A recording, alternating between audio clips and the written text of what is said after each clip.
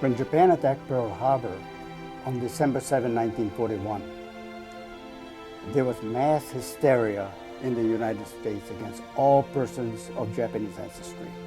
We were viewed as enemy alien. We were viewed as saboteurs and collaborators of Imperial Japan.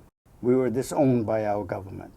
We had a difficulty impressing my father that there was war between Japan and the U.S. until that evening when we looked out our window and saw the U.S. Army surrounding us. They were all lined up and they were pointing their guns towards us. Well, I was drafted in October 1944, much after the 442nd Regimental Combat Team was formed. Well, when war broke out, there were already 5,000 Japanese Americans in the U.S. Army.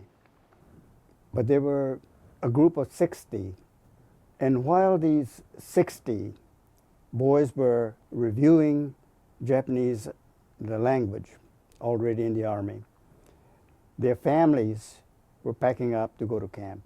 Not one of the 60 broke ranks and quit in protest. They all served. We were sent to Topaz, Utah.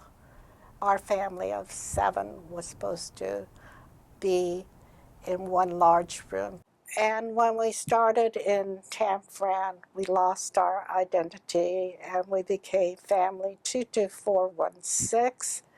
I was the letter E because that was my place in birth in my family.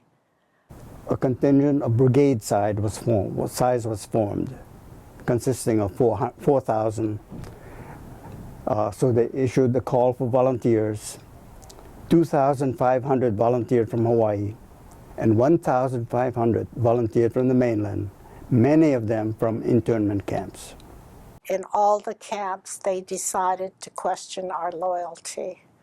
We thought we were loyal going into the camps without complaining. It broke up families because some of the men decided to volunteer for the Army to show their loyalty. And this was the beginning of the 442, with the men leaving, volunteering, the men and women who wanted to prove their loyalty. And my brother had just finished high school, so he was drafted out of the camp.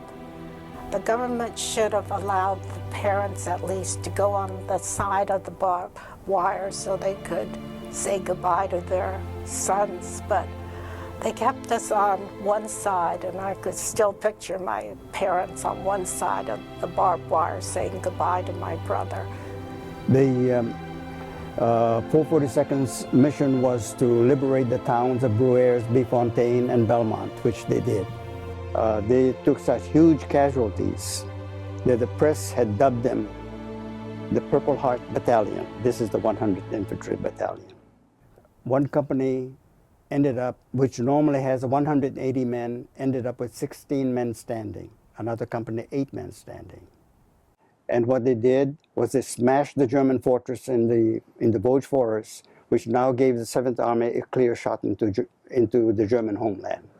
They asked for combat duty for one purpose, or two purposes. One is to help win the war.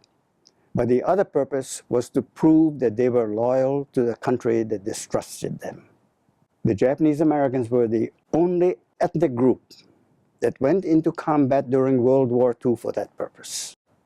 We were to march down Constitution Avenue and be reviewed by the president at the Ellipse. And he told the boys, you fought the enemy abroad, and you fought prejudice at home, and you won.